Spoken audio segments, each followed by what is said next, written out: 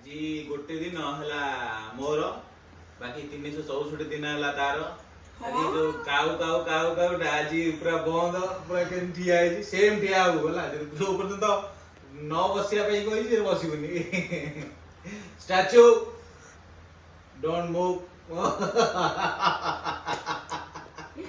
କେବେଠାରୁ ଇଏ ଯୋଉ ସାବିତ୍ରୀ ଏମିତି ଷ୍ଟାଚୁ ଏଇଠି ହଉଥିଲେ?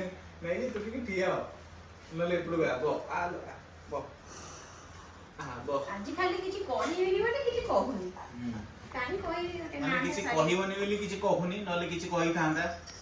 ଆଉ ମୁହଁଟା ବି ତାର ଟିକେ ଶୁକି ଯାଇଛି ଡାଏଟ ରେ ଅଛି ଆଜି ସେ ମାନେ ମାନିନି ଆଜି ଡାଏଟ ଅଛି।